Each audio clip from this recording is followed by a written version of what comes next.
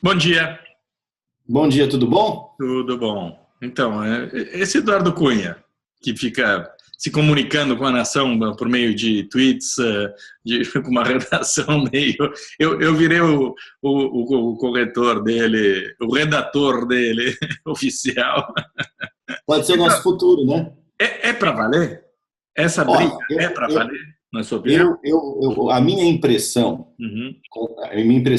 lendo e conversando com algumas pessoas é o seguinte: evidentemente, o nosso papel aqui é estimular ou tentar cutucar os políticos, né, para que tomem o caminho que nós consideramos justo, Claro. nós e a torcida do Flamengo, do Corinthians e todo mundo, Eu né? disse o É próprio a Eduardo Cunha, se me vaiaram no Congresso do PT, que eu estou fazendo a coisa certa. coisa certa. Ou seja, Concordamos. então, nós aqui, porque muitos leitores também, vocês chamam, ora vocês acariciam, dão ali fazem um carinho no Eduardo Cunha, depois vocês dão pau. Bom, o negócio é o seguinte, É verdade. é bom esclarecer, a gente está aqui para tentar tocar as pessoas para o caminho certo, né? Nós e os nossos leitores achamos correto que é o caminho do impeachment. Para nós é a única solução para o Brasil neste momento. O Eduardo Cunha, quando assume, ele assumiu, aquele protagonismo todo, evidentemente, ele está nadando de braçada no vácuo de poder. Então, para ele é muito interessante, em determinados momentos, é muito interessante que haja esse vácuo na presidência, porque isso lhe dá mais poder. Né? Muito bem. Quando ele toma as atitudes certas, a gente chama ele de Frank Underwood. Né? Mas quando ele vai para o caminho errado, a gente dá uma paulada. Eu acho o seguinte, eu acho que as coisas estão tomando um rumo que o Eduardo Cunha não tem mais o completo comando da situação. A coisa está tão deteriorada, o país está indo para o brejo de uma maneira tão rápida e tão grave, né, Claro. que dentro do PMDB, a minha impressão é que eles estão se acordando, ou seja, as três cabeças do PMDB, Eduardo Cunha, Renan Calheiros e Michel Temer, estão se acordando de alguma maneira. Por puro espírito de sobrevivência, né? Por puro espírito de sobrevivência, porque a vaca está indo para o brejo, as pressões externas ao partido também começam a aumentar e extrapolíticas começam a aumentar. Né? Então eles estão se entendendo e eu acho que o PT está ajudando, como prova o Congresso. Esses petistas estão ajudando a levar o Eduardo Cunha para o caminho correto. Então, neste momento, a situação, na minha visão, né, é essa aí. Ou seja, o PMDB pode estar indo para um caminho bom. Ou seja, se acordando para o impeachment da Dilma. E a sucessão Michel Temer, eu acho que é um caminho quase natural a essa altura, porque eles vão ter o ônus de ter que corrigir todos os erros cometidos pela Dilma nos últimos 4 anos e 6 meses, e, ao mesmo tempo, eles vão ter o privilégio de poder dizer à nação: nós estamos tomando essas medidas para salvar o país, e o país sai do buraco. Claro. Com um mínimo de credibilidade, com um governo com um mínimo de credibilidade, sobretudo na área econômica, o país sai do buraco.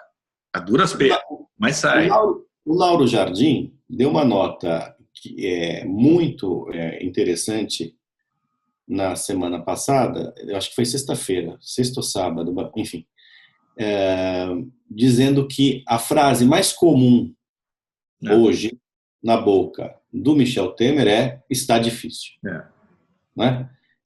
E está difícil porque está difícil, a olhos vistos o país está no estado que está, e está difícil também porque a convivência com o PT ela se tornou inviável. O Eduardo Cunha expressou isso. É a mesma. O que o Eduardo Cunha expressou e os petistas? O que o Michel Temer vazou. Claro. Você entende? É a mesma coisa. E os petistas, eles sentiram um cheiro estranho. Eles sabem que dependem do Michel Temer, porque o Temer hoje faz essa articulação política com o PMDB, e sabem que é, ao mesmo tempo, um perigo muito grande deixar tudo na mão dele, porque ele é o sucessor da Dilma Rousseff. Por isso que nós demos aquela nota há 2 semanas, que depois outros jornalistas também seguiram na mesma linha, evidentemente, de suas próprias fontes, né, que o Michel Temer o poder dele estava sendo esvaziado. Quer dizer, chamaram ele para fazer articulação, depois começaram a esvaziar. Bom, a gente está falando a nossa impressão, a nossa opinião, etc. Mas é uma especulação, mas baseada nas conversas que... Sim, claro. Não, sim. O que eu falei, não é só do que eu vejo, né? Claro. Também através das conversas que eu tenho. E o atrito é real. A gente não sabe até que ponto pode haver uma recomposição. Mas é mais do que o atrito, você entende, Diogo? Claro. O atrito pode gerar... A pressão começa a ficar externa, começa a ficar complicada, porque por mais que o Joaquim Levy faça esse papel de bobo da corte, dizendo que a situação vai melhorar, e que ele já começa a sair um pouco desse discurso, porque a situação não vai melhorar. A credibilidade do Brasil hoje é abaixo de zero. Todo mundo sabe. E o Joaquim Levy, em primeiro lugar, sabe. Claro, sempre soube. Sempre soube que, desse jeito, a biografia dele vai pro beleléu. Claro. Né? Então, assim, a questão é... Ele é um dos que sobreviveriam em caso de impeachment. Possivelmente. Ele é PMDB do Rio, como o Eduardo Cunha. Pois é. Ele era secretário de Tesouro do Sérgio Cabral. Exatamente. Agora, para além disso, eu acho que duas coisas. A primeira delas, eu acho que se o Renan Calheiros e o Eduardo Cunha, eu não estou aqui culpabilizando a Lava Jato, não, né? Isso aqui estou constatando. Evidentemente, eu acho que o processo seria mais rápido se o Eduardo Cunha e o Renan Calheiros não estivessem implicados na Lava Jato como estão. Né? Principalmente o Eduardo Cunha, que está mais próximo mais bola 7 ali, né? Isso é complicado, porque você não negocia com a justiça. A justiça tem que ser feita, certo? Ao mesmo tempo, é um estímulo também, como nós sempre... Ao mesmo tempo, é um estímulo. Um pouco tudo, né? Eu acho que esvazia. Assim, o impeachment da Dilma Rousseff... O clima, a pressão popular esfria. Então, assim, não seria ruim, entendeu? Quer dizer, não os livraria das acusações, certo? Mas, de fato, a temperatura diminuiria. Então, era bom. Então, tem este lado, que é um lado, digamos, judicial da coisa. O outro aspecto, eu tendo a crer, é que o PMDB teme, ou Temer, né, ficar com um desgoverno. Então, eu ouvi dizer... Que saco ter que se comunicar por código. Eu ouvi dizer, certo? Que o Temer está fazendo consultas intrapolíticas e extrapolíticas e a pergunta é, vocês vêm comigo caso a gente parta para o impeachment? Ele tá querendo criar ali A nossa reunião de pauta chegou no ponto, finalmente. Mas reunião de pauta, ninguém está vendo a gente. Mas reunião de pauta a gente faz o quê? A gente combina quais são os caminhos dos nossos interesses, das nossas reportagens, dos nossos telefonemas, e-mails. Exato. Eu ouvi dizer que o Michel Temer, né? Eu vi. Eu sei que você ouviu. Ele está fazendo consultas, conversando com empresários, conversando com banqueiros, conversando com políticos de outros partidos, né? Para não ficar também. Como? Da oposição também. Da oposição também, né? Para que, caso eles partam para o processo de impeachment, eles garantam uma espécie de coalizão, digamos assim, coalizão nacional, união nacional. O grande sonho do PSDB, né? O grande sonho do PSDB. Só que o PSDB queria fazer a coalizão com a Dilma, né? Eu sei. Eles topam fazer coalizão com qualquer um, na verdade. Francamente. O que eles querem é coalizar e falar, vamos o país. Não, eles são a oposição a favor do Brasil, né? É como a gente comentou. É o slogan perfeito. É o slogan perfeito. Enfim, então, assim, então você voltando ao Eduardo Cunha. O Eduardo Cunha estava nadando de braçada. Como a situação ficou mais complicada, ele olha, como esperto que ele fala, bom, eu não vou brigar com Michel Temer nessa hora, né? A impressão é exatamente essa. A impressão é que o triunvirato estava bastante dividido e agora a tendência é que os três PMDBistas são extremamente perigosos quando atuam juntos, possam decidir de uma hora para outra que chegou o momento de tirar do interruptor a Dilma. Eu acho que sim, né? Então, resta saber quem vai ser o César dessa história, né? Qual é o Otávio? É o perfil do Eduardo Cunha, né? O perfil do Brutus, quer dizer, a facada será dada pelo Eduardo Cunha. Porque, você sabe, Diogo, tem uma questão. E o César também, só existe uma, né? Político pensa assim, tá, ok, o impeachment, perfeito, mas é o seguinte, eu pego esse abacaxi. Bom, em 2018, a situação não vai estar tão melhor assim. Não, mas a oposição a favor do Brasil sempre teve esse problema. Eles sempre pensam 4 eleições adiante. Mas o PMDB também. Bom, o PMDB não tem esse problema, porque eles vão estar em qualquer coalizão futura. Sim, mas eles perdem. Atenção, a questão do PMDB não é o poder nacional, é perder os poderes nos estados, nas cidades, nos municípios, entendeu? Nos municípios, quer dizer, é onde eles. É a base do PMDB. O PMDB é um partido nacional com base regional, né? Sim. Não, mas neste momento, a aliança com o PT é um ônus político para eles. É um ônus.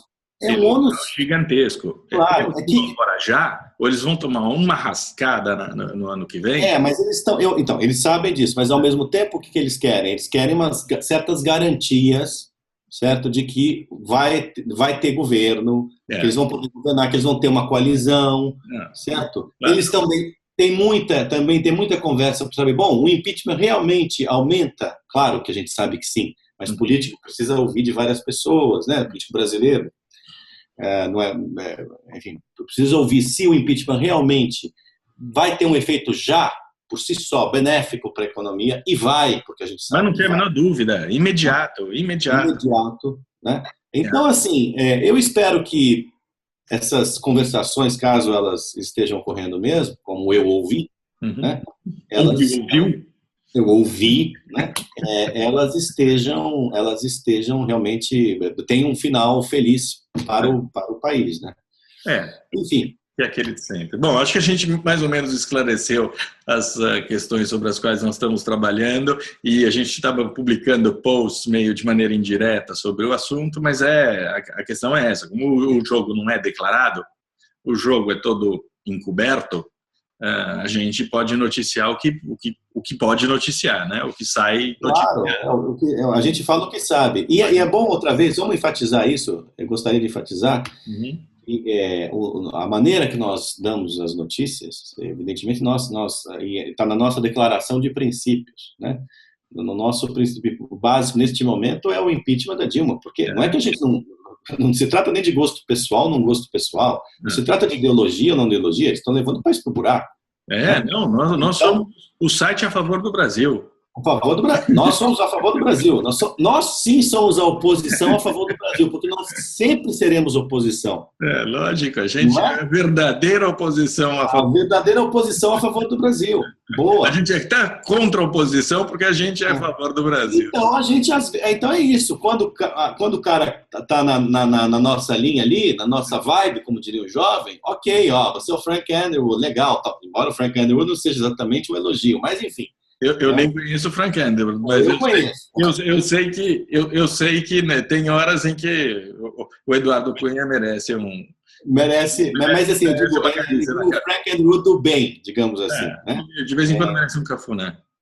Merece porque, claro, quando você compara qualquer um personagem, mesmo que seja um personagem ruim, mas é um personagem fantástico, maravilhoso, o cara fica... Você sabe que uma história dessa, só para terminar... A gente tem que se livrar do Eduardo Cunha imediatamente depois. Assim que ele assumir a posição dele de regente, a gente tem que se livrar dele de alguma maneira. Agora, eu acho curioso essas comparações com personagens que não são exatamente personagens dignificantes, né? Como as pessoas tomam muitas vezes, né? A Carta Capital... Como disse a Dilma Rousseff para o Jô Soares, é uma metáfora. É uma metáfora. É uma imagem. É uma imagem. Uma imagem, o que é uma imagem? É uma metáfora, Ai, que mulher, Deus me livre.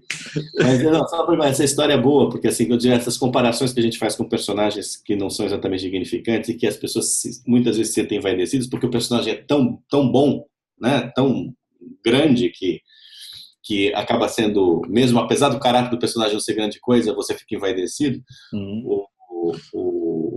Uma vez a Carta Capital deu uma capa com o Roberto Tivita como o Murdoch brasileiro. Bom, e aí nós fomos conversar com o Roberto, a reunião de pauta, ele trouxe a revista Carta Capital e mostrou. Olha só o que Mino Carta fez comigo. Aí nós falamos, é um absurdo. Ele falou, como assim? Eu adorei ser o Murdoch brasileiro. Quisera eu ter o dinheiro do Murdoch. E os filhos do Murdoch também.